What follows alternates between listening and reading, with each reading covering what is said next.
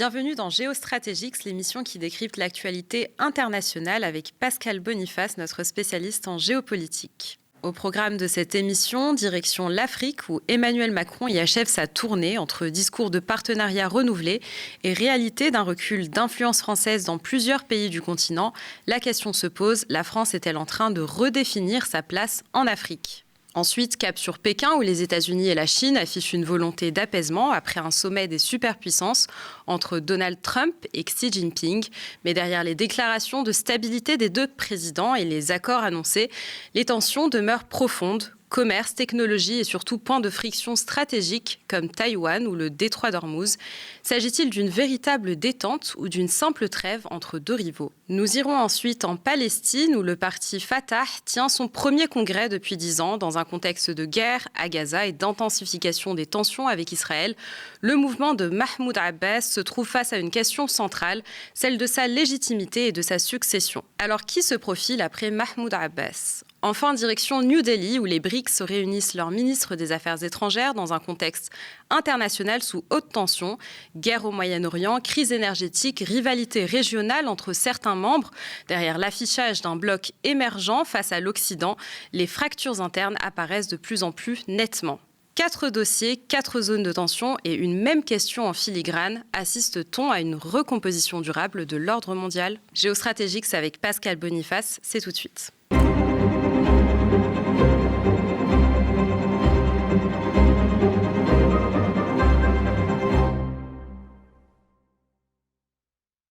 Emmanuel Macron était cette semaine en tournée en Afrique. Parmi les pays visités, on retrouve l'Égypte, le Kenya et l'Éthiopie, avec tout de même une étape très symbolique au Kenya, à l'occasion d'un sommet appelé Africa Forward. Alors, qu'est-ce que l'Africa Forward ? L'Élysée le présente sur sa page officielle comme, je cite, une étape importante qui témoigne du renouvellement en acte des relations de la France avec les pays africains dans toutes leurs composantes. Depuis plusieurs années, Paris accumule les revers dans plusieurs pays d'Afrique de l'Ouest avec le départ des troupes françaises du Mali, du Burkina Faso, du Niger ou encore du Sénégal sur fond de montée du sentiment anti-français. Alors Pascal, est-ce qu'on peut parler d'un échec de la stratégie française menée en Afrique depuis près de 10 ans ? Alors, on ne va pas parler d'échec, on va dire que ça n'a pas marché, pour reprendre une formule du président Macron. Il y a effectivement un rejet de la France très net dans les 3 pays de l'Alliance du Sahel, Burkina Faso, Niger, Mali. Il y a une remise en cause plus profonde des relations, mais on peut encore conserver quelque chose avec le Sénégal. Mais grosso modo, et le thème même Africa Forward, avant, c'était les sommets France-Afrique. Donc là, il y a un mot qui est en anglais. Et parce qu'on veut doublement tourner la page. Tourner la page en disant que oui, ok, ça marche pas très bien en Afrique francophone, mais dans l'Afrique lusophone, dans l'Afrique anglophone, on a moins de soucis. Et puis aussi, et Macron a un peu tourné autour du pot tout le temps, sans vraiment choisir, il faut sortir de la France-Afrique, donc on va pas faire des sommets avec des chefs d'État style Paul Biya ou Sassou Nguesso qui sont au pouvoir depuis 40 ans. Des fois, on fait avec la société civile, du coup, les chefs d'État râlent. Et donc, il y a vraiment un choix à faire entre les vieux gérontes qui sont au pouvoir et une jeunesse africaine qui demande à ce qu'ils partent et qui sont très souvent réprimés. Et la France est un peu coincée de dire oui, mais enfin nous, on doit aussi faire avec ceux qui sont au pouvoir, qui ne sont pas tous très présentables. Donc effectivement, il y a un bilan très négatif pour l'Afrique francophone. Je pense qu'au Sénégal, les revendications du Sénégal, départ des troupes françaises, redéfinir la relation, sont faites sur des bases de souveraineté et on peut trouver un accord. Et à condition aussi de ne pas réagir de façon trop brutale. Emmanuel Macron a séduit en même temps. C'est-à-dire qu'à la fois, sa première voyage en Afrique, il dit moi je suis comme vous, il s'adresse à la jeunesse, je suis d'une génération qui n'a pas connu la colonisation. Donc effectivement, il ne va pas dire comme Sarkozy, l'homme africain n'est pas rentré dans l'histoire, qui a quand même plombé le quinquennat de Sarkozy sur l'Afrique. Hollande, lui, a été piégé par son propre succès. Ça a très bien marché, l'opération Serval, et du coup, on a militarisé la relation avec l'Afrique francophone. Et Macron l'a poursuivi, puisqu'en fait, il a nommé ministre des Affaires étrangères celui qui était ministre de la Défense, Jean-Yves Le Drian, qui a continué cette militarisation des relations qui nous a conduit dans l'impasse où on est maintenant. Et donc, mais en même temps, Macron est capable, dans le même discours où il fait à l'éloge de la jeunesse africaine à Ouagadougou, de faire une plaisanterie sur le fait que le chef d'État serait allé réparer la climatisation. Il convoque, après un accident d'hélicoptère, de 2 hélicoptères français qui sont heurtés, il convoque 5 chefs d'État du G5 Sahel à Pau voilà, on ne convoque pas. Et là, et encore, Marion, on a parlé dans son émission, c'est vrai que, bon, moi, quand je fais cours, j'aime bien que les gens se taisent, mais quand tu es président de la République, tu n'es pas prof par rapport à des élèves. Donc, tu peux pas dire taisez-vous en jouant les grands chefs blancs. C'est complètement contradictoire. C'est à la fois respecter ceux qui parlent et pas respecter ceux qui sont en face.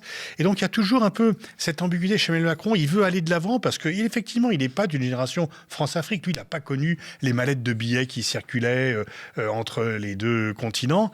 Et en même temps, il a quand même des réflexes un peu coloniaux, alors que c'est pas sa génération. D'où un peu un malaise. Alors tout n'est pas perdu, parce qu'effectivement, il y a des pays dans lesquels la France a encore des atouts, mais on doit complètement revisiter la relation avec les pays francophones. Et pendant très longtemps, on avait des réunions et on était plusieurs à dire, attention, il y a un rejet de la France en Afrique francophone, donc. Et on disait « Oh non, vous n'y connaissez rien, c'est pas vrai, tout va très bien, Madame la Marquise. » Et puis on disait « Oui, mais c'est l'ingérence russe. » Donc le fait d'attirer l'attention sur ce qui n'allait pas était considéré comme reprendre le discours russe, alors que nous, on était juste des lanceurs d'alerte. Et en fait, on a vu ça, c'est qu'on a trop militarisé la relation, s'appuyer sur des pouvoirs que l'on disait être démocratiques, mais qui étaient avant tout corrompus et qui n'ont apporté aucune solution aux problèmes qui étaient posés aux sociétés. Et donc, effectivement, ça a conduit à cette perte. Et il faut qu'on réfléchisse vraiment comment renouer une relation, mais pas en s'interrogeant un peu sur ce qui n'a pas été. Si on se contente de dire c'est les agences russes qui nous ont conduits là, et les Russes ne se débrouillent pas plus que nous, donc on peut continuer comme avant, ça n'avancera pas à grand-chose. Alors face à cette perte d'influence dans son ancien précaré, Emmanuel Macron tente aujourd'hui de changer de stratégie, moins de discours sécuritaires, davantage de partenariats économiques et un recentrage vers des puissances africaines anglophones, donc comme le Kenya, le Nigeria ou l'Éthiopie. À Nairobi, ce 11 mai, le président français a annoncé 23 milliards d'euros d'investissement pour le continent africain, notamment dans l'énergie, le numérique, l'intelligence artificielle ou encore les infrastructures. Pascal, cette stratégie peut-elle réellement permettre à la France de reconstruire sa relation avec le continent ? Oui, mais là, elle s'adresse surtout aux pays anglophones avec lesquels on n'a pas de problème. Donc, mais c'est effectivement montrer qu'on est présent parce que l'Afrique était le continent abandonné par tous à la fin du siècle dernier et maintenant tout le monde y est présent. Et donc, il n'y a plus, en fait, d'avantage comparatif du fait qu'on a une histoire commune avec les pays africains. Et ça joue plutôt contre nous parce que, effectivement, si en plus on a des comportements qui sont considérés comme un peu hautains et qu'on s'appuie sur des satrapes dans les pouvoirs locaux en Afrique francophone, il n'y a pas de quoi séduire la jeunesse, effectivement. Donc, il faut remettre ça en cause parce que désormais, tout le monde est en Afrique. Non seulement les Chinois, non seulement les Japonais, les Américains qui sont de retour, mais les Brésiliens, les Marocains, les Émiratis. Et donc, le continent africain attire toutes les attentions. Donc, il n'y a pas de rente de situation comme on avait auparavant. Si on pense encore que du fait qu'on a un lien historique, qu'il y a beaucoup d'Africains qui vivent en France, ça ne marchera pas du tout, bien au contraire. Donc, il faut vraiment... Et là, le terme de partenariat ne doit pas être galvaudé. C'est-à-dire qu'il faut vraiment considérer les pays africains comme des partenaires qui ont une souveraineté et qui parfois font des choses qui peuvent nous déplaire. Mais effectivement, de même que lorsque le président Macron, dans son discours de l'ambassadeur en août dernier, dit que les pays africains n'ont pas été reconnaissants de la France pour le combat contre le terrorisme, ça veut dire qu'ils devraient payer tribut quand même quelque part. Et si c'est un partenariat, les deux y trouvent avantage. Il y en a pas un qui doit être reconnaissant et dire merci Bwana. C'est pas comme ça que ça peut se passer. Donc il faut faire attention à ça. Mais si effectivement l'Agence française pour le développement a de solides arguments et plutôt bien perçus en Afrique, elle mène des projets qui sont effectivement porteurs d'avenir. Mais il faut voir que les Chinois font les routes de la soie, que les Japonais sont très actifs. Donc effectivement, il faut effectivement trouver un nouveau mode de relation et chasser les attitudes du passé et voir aussi à quoi aspire la jeunesse africaine. Et donc c'est ce dilemme aussi, c'est que trop souvent, dans certains pays, on s'appuie sur des gens qui sont là depuis 40 ans ou dont les parents étaient là il y a 40 ans. Par rapport à ce que tu disais sur la Chine, Emmanuel Macron a aussi défendu l'idée d'un, je cite, combat commun entre l'Europe et l'Afrique face aux grandes puissances. On écoute un extrait de ses propos rapportés par Reuters. Beaucoup de solutions sont faites aux États-Unis ou en Chine. Je pense que nous menons un combat commun qui consiste à construire notre autonomie stratégique pour l'Europe et l'Afrique. Et si nous la construisons ensemble, nous serons bien plus forts. Que veut dire le président par là? Est-ce que c'est un repositionnement économique dans un contexte de concurrence avec la Chine, les États-Unis, la Russie? Oui, sa stratégie, c'est de présenter la France et l'Europe comme étant des partenaires, que les superpuissances sont des gens qui veulent dominer le continent africain. Sauf que c'est vrai pour les États-Unis, les États-Unis sont perçus comme cela, parce que les États-Unis tordent le bras à tous les pays africains pour avoir accès à leurs matières premières, ce qui va susciter un jour ou l'autre des réactions négatives de la part de la population. Mais les Chinois, ils sont souvent perçus comme ceux qui apportent des solutions, parce qu'ils construisent des infrastructures. Et il y a beaucoup d'Africains qui disent, écoutez, quand les Européens viennent, ils nous font des leçons de morale politique, ils nous demandent d'arrêter de commercer avec la Russie, parce qu'il y a la guerre en Ukraine, de faire telle ou telle chose. Il y a aussi les doubles standards moraux, notamment entre la guerre en Ukraine et la guerre de Gaza, qui ne passent pas. Les gouvernements africains s'en foutent pas, les populations africaines, ils voient bien cela. Et donc c'est ce discours sur le fait que nous ne sommes pas une puissance impériale, alors que la Chine et les pays le sont, c'est assez habile politiquement, mais ça a des limites parce que la Chine n'est pas entièrement perçue comme cela. Alors, lors de son fameux discours à Ouagadougou en 2017, au tout début de son mandat, Emmanuel Macron promet un partenariat d'égal à égal avec l'Afrique. Une séquence de son discours avait d'ailleurs beaucoup marqué à l'époque. On regarde. Interrogez-vous sur le sous-jacent psychologique qu'il y a derrière votre interpellation et l'enthousiasme que ça a créé.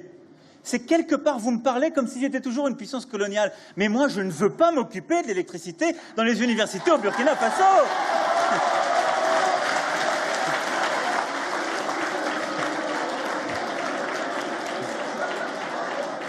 C'est le travail du président.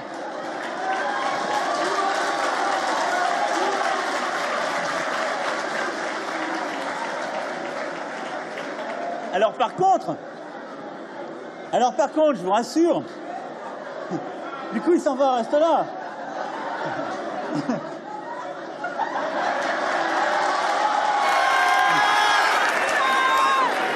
Du coup, il est parti réparer la climatisation. Et puis en 2026, une autre séquence, cette fois au Kenya, a beaucoup fait réagir. On la regarde aussi. Excuse me, everybody.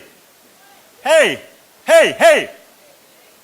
I'm sorry, guys, but it's impossible to speak about culture, to have people like that super inspired coming here, making a speech with such a noise.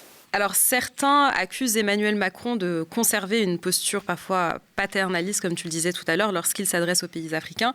Est-ce que la promesse formulée à Ouagadougou au tout début de son mandat, donc celle d'un partenariat d'égal à égal, a réellement été tenue malgré ces quelques sorties de route? Alors oui, ces sorties sont maladroites, mais elles n'impliquent pas une politique complètement colonialiste. Mais effectivement, il faut savoir se retenir de faire un beau mot. Il faut savoir se retenir, quand on est président, de faire des plaisanteries qui peuvent heurter et toujours se demander comment ce que je dis, pas comment moi je le dis, mais comment c'est perçu.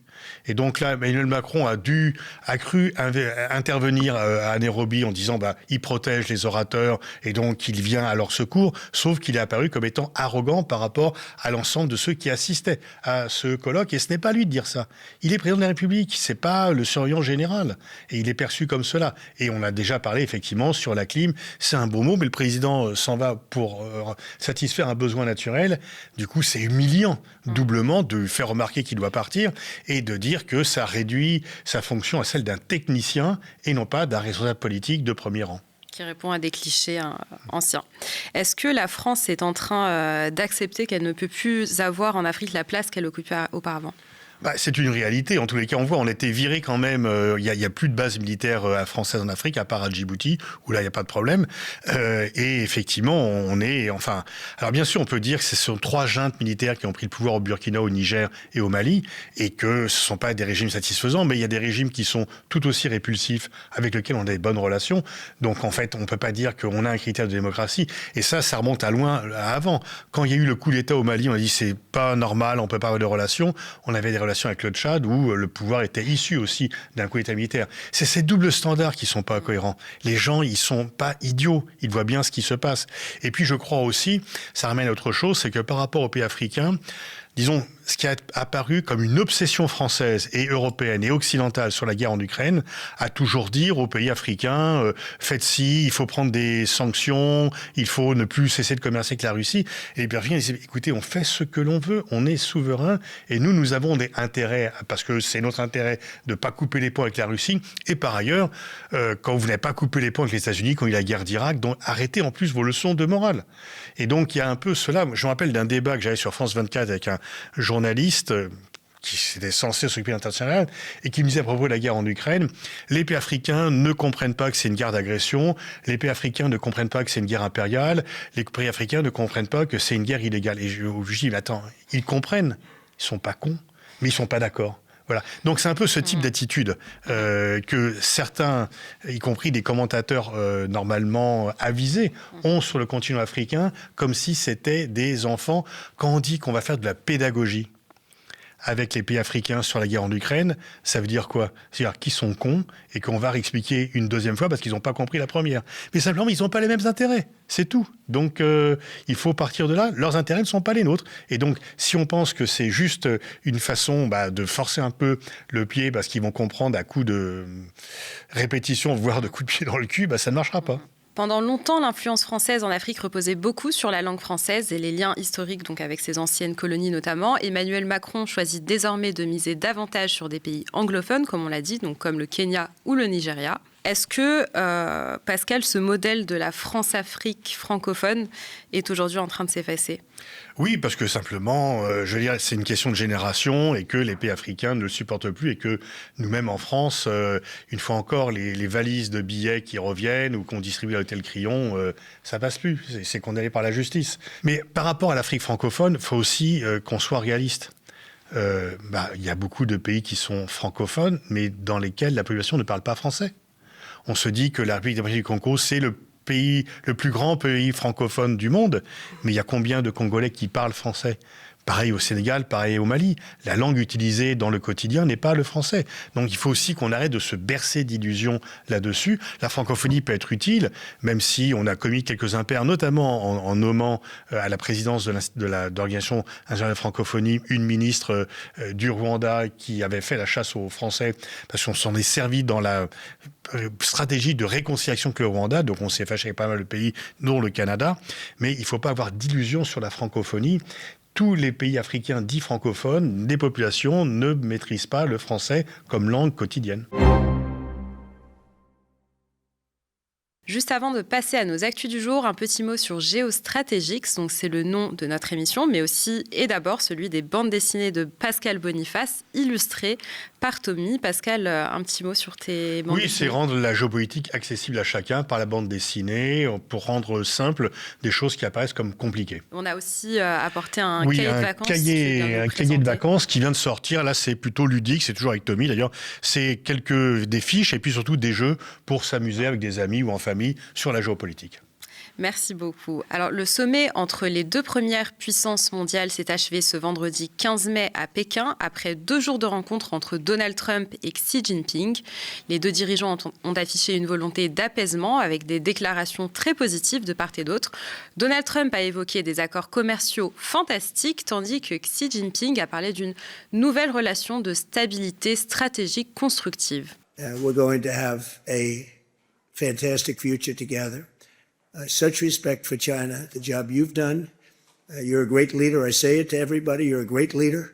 Sometimes people don't like me saying it, but I say it anyway because it's true. I only say the truth. Mais derrière cette séquence diplomatique très maîtrisée, les tensions restent nombreuses entre Washington et Pékin.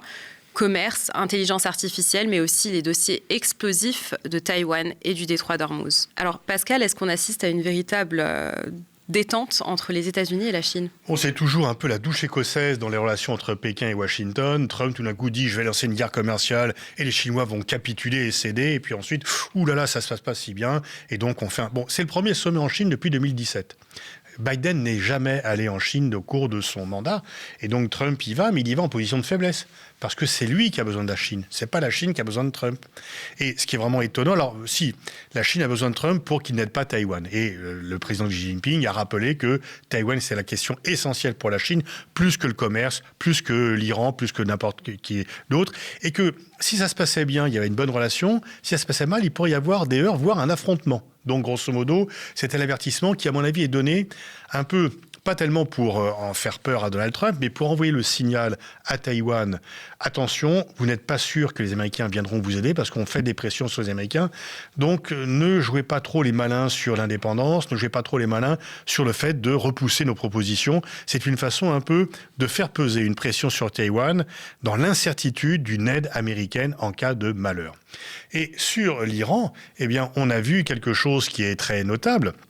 C'est que Trump a lancé une guerre il y a maintenant 10 semaines dont il ne sait pas se sortir. Et c'est lui qui l'a lancé. Il a bloqué les détroits d'Ormuz. Tous les pays du monde subissent une crise économique dont ils rendent responsables les États-Unis à juste titre. Les électeurs américains et les citoyens américains rendent responsable Trump de l'inflation du fait de l'augmentation du prix de l'essence. Et maintenant, en plus, ils disent oui, pendant que les compagnies pétrolières s'enrichissent, nous, on s'appauvrit. Donc Trump a bossé pour les milliardaires, pour les grandes compagnies pétrolières, à notre détriment. Donc c'est très mauvais pour lui. Il a donc besoin que ceci cesse, mais il veut aussi sortir la tête haute, trouver un accord, et donc il a besoin de la Chine. Et c'est lui qui vient rétablir la Chine comme puissance dans la région, parce qu'auparavant, la Chine n'avait aucune influence dans le Golfe. C'est très récent qu'elle y joue un rôle. C'est elle qui avait déjà, il y a quelque temps, réconcilié l'Arabie Saoudite et l'Iran il y a 3 ans pour réouvrir la relation diplomatique. Mais là, il en fait un partenaire de premier plan pour le Golfe, et il consacre aussi le statut de puissance mondiale de la Chine. Donc c'est une victoire. Alors après, il va dire, voilà, j'ai vendu 200 Boeing, et ils vont acheter pour 10 milliards de produits agricoles, mais ils ont besoin d'acheter les produits agricoles, les Chinois, qui sont déficitaires. 10 milliards, ils ont un excédent commercial de 1200 milliards, donc c'est quand même un pourboire. Et en fait, je pense que ce sommet, les apparences, une fois encore, sont pour Trump parce que c'est lui-même qui les met en scène, mais la substance, la vraie victoire, elle est pour Xi Jinping, aux yeux du monde entier. Alors, ce qui est frappant, c'est que Pékin et Washington ont publié des comptes rendus très différents sur le sommet. Les Américains ont insisté, surtout insisté sur le commerce et l'Iran, tandis que les Chinois ont mis l'accent sur Taïwan et la stabilité des relations bilatérales. Ça montre quoi, cette différence de rapport ? Ça montre que chacun a ses priorités, qu'elles ne sont pas les mêmes, et que les Chinois ne se font pas avoir par Trump. Il n'y a pas de communiqué commun, il n'y a pas de conférence de presse commune, et donc il n'y a pas de crise parce qu'ils se sont vus. Trump a été bien reçu, les Chinois l'ont flatté comme ils savent faire. Il y a même une scène qui est très amusante, c'est que il y a plus d'une centaine de marches pour monter au grand hall du peuple, et Trump commençait à fatiguer. Xi Jinping s'est arrêté, et pour pas montrer que Trump était en difficulté, il s'est arrêté, il a fait retourner Trump pour qu'il contemple la place Tiananmen. Ça aurait été Trump, il aurait accéléré pour montrer qu'il était plus fort que Xi Jinping, et c'est là qu'on voit toute l'habilité des Chinois, c'est qu'ils ne veulent pas humilier quelqu'un, ils ne veulent pas être dans le virilisme comme Trump, mais du coup, le message est aussi perçu par le reste du monde, c'est un partenaire bienveillant, pas comme Trump. Parmi les sujets sensibles abordés pendant le sommet, il y a notamment le détroit d'Ormuz. La Chine est un partenaire économique majeur de l'Iran. Est-ce que Pékin peut réellement jouer un rôle de médiateur dans la région, ou est-ce que c'est surtout une manière d'accroître son influence ? Oui, en tous les cas, les pétroliers qui vont livrer du pétrole en Chine repassent par le détroit d'Ormuz. L'Iran les laisse passer, donc c'est déjà une victoire pour Pékin. Mais l'Iran aussi a besoin de sortir de cette situation qui pèse. Et donc, si, une fois encore, il y avait un accord sur les détroit d'Ormuz et sur un cessez-le-feu, la Chine en tirerait un bénéfice diplomatique certain, et c'est aussi son intérêt. L'Iran ne fera rien qui ne corresponde pas à ses intérêts. Ils peuvent faire des concessions, mais si on lui demande de renoncer à tous ses missiles, ça sera non. Et si on lui demande de renoncer à tout programme nucléaire, non. La Chine a réaffirmé sa volonté que l'Iran n'ait pas l'arme nucléaire, parce que la Chine est un pays nucléaire, et comme tous les pays nucléaires, elle est contre la prolifération. Et la Chine avait signé l'accord 5+1 en 2015, qui empêchait l'Iran d'avoir l'arme nucléaire, mais qui aussi évitait une guerre pour empêcher l'Iran d'avoir l'arme nucléaire. Donc le fait que la Chine réaffirme sa volonté de ne pas voir l'Iran avoir l'arme nucléaire n'est en rien nouveau. Ce n'est pas du tout une victoire pour Trump, comme il a semblé vouloir le dire. C'est la position traditionnelle de la Chine, qui, avant 2015, avait pris des sanctions contre l'Iran, quand l'Iran ne respectait pas ses engagements par rapport au Conseil de sécurité. À l'inverse, un sujet a quasiment disparu de la communication américaine après le sommet, Taïwan. Bien que Trump a affirmé il y a une heure avoir, je cite, beaucoup parlé de Taïwan, Pékin a rappelé que cette question pouvait faire basculer toute la relation sino-américaine, comme tu l'as rappelé tout à l'heure. Donc, pour contextualiser, la Chine considère l'île comme une partie de son territoire et n'exclut pas un recours à la force pour la reprendre un jour. De leur côté, les États-Unis soutiennent militairement et politiquement Taïwan. Alors, Pascal, est-ce que tu peux nous rappeler pourquoi les États-Unis soutiennent Taïwan, nous dire si Taïwan reste aujourd'hui le principal point de bascule potentiel entre les États-Unis et la Chine? Taïwan, c'est essentiel pour la Chine parce que c'est là où s'est réfugié Chiang Kai-shek qui avait perdu la guerre civile contre Mao en 1949. Donc Mao contrôlait la Chine continentale et Chiang Kai-shek, Taïwan, qui appartenait auparavant, qui a été conquis par les Japonais. Et donc pour le Parti communiste, la révolution ne sera pas terminée tant qu'ils n'auront pas récupéré Taïwan. Et Taïwan est un peu, comme l'était Hong Kong auparavant, le substitut des traités inégaux et du fait que la Chine a été dépecée au XIXe siècle par des puissances impériales. Donc ils veulent récupérer Taïwan, ils disent par la négociation si on peut, et on n'exclut pas de faire par la force. Sauf que le Taïwan ne veut pas être réunifié parce que les Chinois ont mis en place un conseil qui s'appelle Une nation, deux systèmes. On est une seule nation, on a deux systèmes différents. Deng Xiaoping l'avait inventé pour Hong Kong en ayant Taïwan comme modèle. Sauf qu'on a bien vu à Hong Kong que une nation de système, c'est une nation, un système. Donc les Taïwanais sont contre la réunification. Et le fait, pour l'instant, il y a une sorte d'équilibre. Taïwan ne proclame pas son indépendance, qui serait un casus belli pour la Chine. Et la Chine attend qu'il y ait un rapprochement, parce qu'elle se dit l'échéance, ça peut être 2049 pour le 100e anniversaire de la proclamation de la République populaire de Chine. Quand les États-Unis ont reconnu la Chine populaire, avant, ils n'avaient que des relations avec Taïwan et pas la Chine populaire. On ne peut pas avoir de relations avec la Chine populaire si on a des relations diplomatiques officielles avec Taïwan. Aujourd'hui, il n'y a plus que 12 pays qui ont des relations avec Taïwan, des petites îles du Pacifique ou des petits États d'Amérique centrale et le Vatican. Et donc, mais quand ils ont arrêté de reconnaître Taïwan, ils ont quand même promis une aide militaire parce que c'était encore la guerre froide, on était en 79, et pour empêcher une reconquête de Taïwan militairement par la Chine. Et dernière question, Pascal, toujours sur ce volet Chine-États-Unis. Après une année 2025 marquée par de fortes tensions commerciales entre les deux pays, est-ce que les États-Unis et la Chine, on peut dire, est-ce qu'ils ont malgré tout besoin de l'autre économiquement, l'un de l'autre? Oui, effectivement, la Chine a besoin de l'accès au marché américain pour exporter ses produits et pour faire tourner son économie, et les États-Unis ont besoin de produits chinois qui sont moins chers. Donc, il y a un excédent commercial chinois de plusieurs centaines de milliards de dollars. La Chine peut faire des concessions, acheter un peu de produits agricoles, ce qui fera plaisir aux fermiers américains. Mais en fait, Trump est un peu coincé entre sa volonté de ne pas voir la Chine dépasser les États-Unis, et en même temps, s'il commerce avec elle, ça l'aide la Chine dans son commerce, mais s'il ferme cela, ça va pénaliser les États-Unis. Donc en fait, le problème pour les États-Unis, c'est que la marche en avant chinoise, ils n'ont pas de prise dessus, et qu'elle continue, et qu'effectivement, même s'il y a un ralentissement économique de la Chine, il y a quand même moins de problèmes qu'aux États-Unis en termes de population, en termes d'infrastructures et en termes d'intelligence artificielle. La Chine est au niveau des États-Unis. Et on peut dire que même la guerre en Iran a accru l'intérêt pour l'énergie décarbonée, dont la Chine est le premier producteur de moyens de fabrication. Éolien, centrales solaires, etc. Donc, la Chine a quand même plus le vent en poupe. Mao a un slogan, le vent d'Est l'emporte sur le vent d'Ouest. C'est encore vrai aujourd'hui.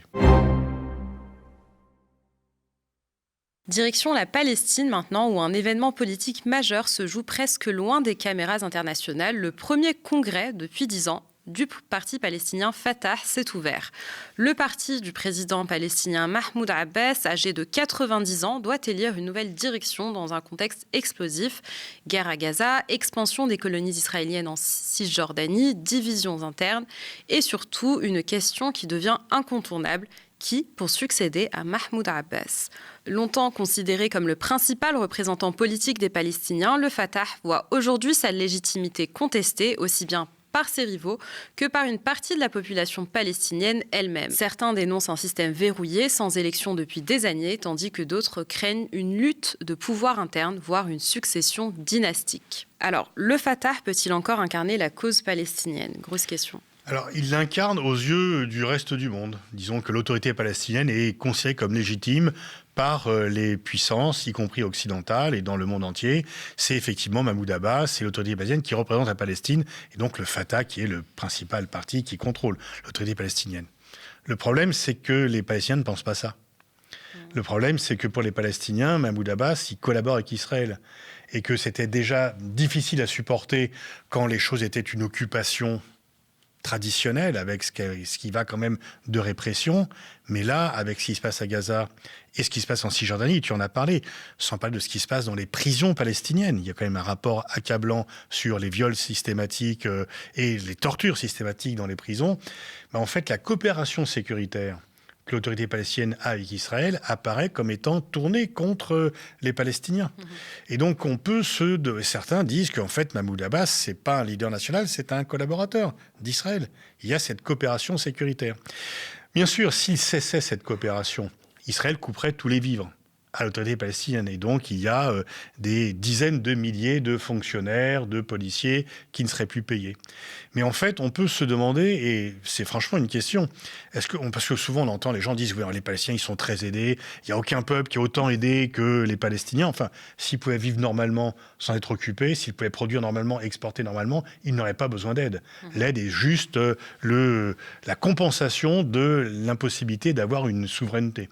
Mais surtout, on peut se demander, en plus, si cette aide n'est pas une aide en fait à l'occupation israélienne.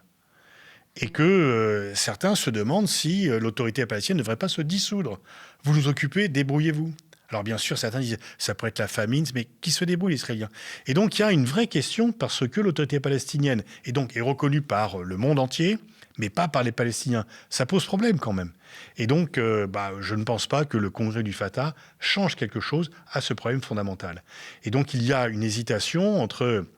Certains disent qu'elle se dissolve et puis on verra bien ce qui va se passer. D'autres, non, on maintient. Mais en fait, on maintient un système quand même qui s'accompagne d'une répression quotidienne d'Israël et avec parfois une fois donc cette coopération sécuritaire qui est le prix des accords d'Oslo, sauf que les accords d'Oslo devaient aller vers l'indépendance de la Palestine et c'est tout l'inverse qui s'est produit. C'est ce qui explique pourquoi la popularité du Fatah a autant baissé ces dernières années. Oui, en fait, Mahmoud Abbas doit avoir 3% d'avis positifs, effectivement. Les Palestiniens ne voient pas ce que leur apporte l'autorité palestinienne. Ils ne voient pas, et surtout, ils lui reprochent Alors, le Hamas est répressif, et donc, mais au moins, il est perçu par certains comme au moins résistant et combattant Israël. Le Fatah, non. Et en fait, il y a en plus des problèmes de corruption. Alors, quand il y a des corruptions, il y a aussi corrupteurs, c'est pas uniquement. Et donc, effectivement, les Palestiniens ont un rejet massif de l'autorité palestinienne et du Fatah. Le risque d'une succession dynastique, entre guillemets, avec le fils de Mahmoud Abbas, donc Yasser Abbas, est-il pris au sérieux ou est-il à prendre au sérieux ? En tous les cas, il profite beaucoup de la présence de son père au pouvoir. Il y a quand même des accusations très fondées de corruption à l'égard de son père et de lui-même. Et donc, ça peut être une tentation, mais je dirais que si c'est le cas, ça serait vraiment le dernier clou dans le cercueil de l'autorité palestinienne. Alors, on pourrait dire, en Iran, on a fait pareil, mais les successions dynastiques sont rarement, en dehors des monarchies, des succès, et pas toujours dans les monarchies non plus d'ailleurs. Est-ce qu'Israël profite d'un Fatah affaibli ou pas ? Bien sûr. D'ailleurs, c'était l'objet de Netanyahou. Pourquoi Netanyahou a aidé le Hamas ? Pour affaiblir le Fatah, pour affaiblir l'autorité palestinienne. C'est documenté. Donc c'est quand même Netanyahou qui s'est appuyé sur le Hamas pour affaiblir l'autorité palestinienne en disant aider le Hamas, c'est effectivement une façon d'empêcher la création d'État palestinien et de voir une autorité palestinienne qui est autant rejetée par sa propre population ne peut que servir pour continuer l'occupation à Zoujoul. Alors, est-ce qu'il existe aujourd'hui encore un véritable projet politique commun pour la Palestine ? C'est plutôt dans la société civile, mais il y a aussi une forte répression de ceux qui s'opposent. Il y a aussi des Palestiniens qui contestent Mahmoud Abbas et qui se retrouvent en tôle, tout simplement. Donc il y a Omar Barghouti, mais on voit ce qui lui est réservé par ces geôliers israéliens qui ne l'ont mis dans aucun échange de prisonniers à dessein, parce que lui pouvait vraiment contester. Il y a d'autres gens qui peuvent contester, mais en fait, c'est vrai que entre l'occupation et la répression de l'autorité palestinienne, il n'y a pas beaucoup de place pour organiser un véritable véritable débat sur l'avenir de la Palestine. Et une dernière question qui concerne du coup les pays arabes, avec la normalisation progressive des relations entre plusieurs États arabes et Israël. La question se pose de savoir si les pays arabes ont encore une influence sur la politique palestinienne. Alors, bon, certains, oui, parce qu'il y a la diplomatie du carnet de chèques, il y a des pays qui aident, qui envoient des chèques à l'autorité palestinienne, en faisant, comme les Saoudiens, par exemple, en faisant semblant de croire qu'ils remontent la Palestine. C'est une fiction, tout ça, en fait. On maintient une fiction comme on maintient la fiction de la solution à deux États. Et pour maintenir cette fiction, qui est une fiction, on a besoin de la fiction selon laquelle l'autorité palestinienne représente la Palestine. Donc, il y a une aide officieuse ou officielle qui est faite, mais la plupart des pays arabes ne s'occupent pas beaucoup de cela, même si dans la population, ça reste vraiment quelque chose qui est essentiel. Direction New Delhi maintenant, où s'ouvre la réunion des ministres des Affaires étrangères des BRICS, un bloc qui rassemble désormais 10 grandes puissances non occidentales, représentant près de la moitié de la population mondiale. Mais derrière les discours sur la coopération et le développement, c'est un contexte international explosif qui s'invite à la table des discussions. Guerre au Moyen-Orient, tensions autour du détroit d'Ormuz et nouvelle flambée des incertitudes énergétiques. L'Inde, qui assure cette année la présidence des BRICS, alerte elle-même sur une instabilité considérable dans les relations internationales. Et pour cause, entre l'Iran et les Émirats arabes unis, tous deux membres du bloc, les divisions sont profondes. Alors Pascal, les BRICS peuvent-ils encore parler d'une seule voix face aux crises mondiales ? Ils n'ont jamais vraiment parlé d'une seule voix. C'est pas une alliance. Ce sont des partenaires qui ont parfois des intérêts communs, comme se débarrasser du dollar comme monnaie internationale, trouver un espace dans lequel ils peuvent plus se faire entendre par rapport aux pays occidentaux. Mais on voit bien qu'entre l'Inde et la Chine, il y a quand même des contentieux. Tu as parlé effectivement de Iran et Émirats arabes unis qui sont en état de guerre ouverte aujourd'hui. Et on voit que ce n'est pas une alliance militaire puisque ni la Russie ni la Chine n'ont livré d'armes à l'Iran qui subit une agression au sens précis du terme, juridique du terme, de la part des États-Unis. Donc en fait, il ne faut pas le présenter comme étant vraiment une sorte de bloc uniforme, c'est très divers, mais c'est pas non plus parce qu'ils ont des divergences que c'est un forum qui est inutile ou qui est dépassé, parce qu'il est très attractif. De nombreux pays frappent à la porte des BRICS pour en être membres. Il y a une trentaine de candidats, et donc c'est un peu le club à la mode, parce que justement, eux aussi, il n'y a pas cette discipline. C'est-à-dire que si on est membre du BRICS, on n'est pas obligé. La Chine n'est pas le leader des BRICS comme l'Union soviétique était le leader du pacte de Varsovie. Il n'y a pas de pouvoir disciplinaire. La Chine est plus importante, mais elle n'a pas le pouvoir d'imposer aux autres pays quoi que ce soit. Et c'est ça qui fait l'attraction, parce qu'on se dit, je participe à un club des grands, je peux trouver des avantages, j'ai des contacts, je vais augmenter mes marges de manœuvre, mais je n'ai pas une règle de discipline à suivre de façon très stricte. Donc voilà, il faut, par rapport aux BRICS, ni le penser que c'est une sorte d'alliance qui va se mouvoir de façon disciplinée, mais quand même, ce sont des coopérations. Ils marquent des points. Une fois encore, ils sont très attractifs. On fait la queue devant le club pour pouvoir y rentrer. Et justement, comment expliquer que des pays comme l'Iran et les Émirats arabes unis siègent dans la même organisation malgré les tensions régionales ? Parce qu'en fait, quand l'Iran et les Émirats arabes unis sont rentrés en même temps, lors du dernier élargissement il y a 2 ans, et à l'époque, c'était plutôt le rapprochement. Il y avait aussi une donnée pétrolière dans cela, puisque la Chine et l'Inde sont très consommateurs d'énergie et importateurs d'énergie. Et on ne pensait pas à l'époque que la guerre que les États-Unis et Israël ont lancée contre l'Iran se traduirait par un conflit ouvert désormais entre les deux. Et justement, les Émirats ont quitté l'OPEP donc fin avril. Pourraient-ils également quitter les BRICS ? Oui, alors par exemple, l'Argentine était rentrée dans les BRICS, et puis quand Milei a été élu, il a dit non, j'y rentre pas, c'est pas du tout mon désir. Les Saoudiens devaient rentrer, et ils hésitent à rentrer parce qu'ils sont un peu un pied dedans, un pied dehors. Et effectivement, les Émirats arabes unis pourraient dire on quitte les BRICS, sauf que ça ne leur impose rien. Donc, s'ils quittaient les BRICS, ils perdraient un contact supplémentaire avec la Chine, avec l'Inde, qui est quand même leur intérêt. Et quelque part, ils donneraient l'impression qu'ils fuient face à l'Iran, ce qui ne serait pas de leur intérêt à faire. Et une fois encore, ils n'ont aucune obligation, y compris par rapport à l'Iran, du fait d'appartenir au même club de l'Iran. Ils peuvent se bombarder mutuellement sans pour autant être exclus. Donc, il y aurait, peut-être qu'ils le feront, mais ils auraient plus d'inconvénients à le quitter qu'à y rester. Et pourquoi l'Inde, elle est particulièrement vulnérable à cette situation ? Parce que l'Inde, en fait, comptait beaucoup sur une alliance avec les États-Unis, mais Trump leur a un peu fermé la porte au nez, les a maltraités. Donc l'Inde doit un peu redéfinir sa politique. C'est très gênant. Elle a des complications avec la Chine. Et donc, et puis là, c'est son tour. C'est au tour de bête. C'est son tour de présider. Donc elle fait un sommet. Modi a quand même des problèmes de politique intérieure. Il a des problèmes économiques. Il faut qu'il redore son blason aussi. Et de se montrer à la tête d'une organisation internationale peut y contribuer légèrement. Et tu disais qu'elle était également dépendante énergétiquement, oui, c'est ça ? L'Inde est un très grand importateur de pétrole, de gaz, d'où elle en achète en Russie. La guerre en Iran, Trump lui avait interdit d'acheter du pétrole à la Russie, et donc, sauf avoir des taxes à 50% sur l'importation, ils avaient commencé à diminuer. Maintenant, ils en rachètent de nouveau. Et de toute façon, l'Inde est structurellement déficitaire d'un point de vue énergétique. Donc, il faut qu'elle ait, avec les pays du Golfe, avec la Russie ou avec d'autres, il faut qu'elle ait des bons contacts avec les pays qui peuvent exporter du pétrole. Et bien sûr, Trump préférait que ce soit les États-Unis qui exportent des matières premières énergétiques à l'Inde.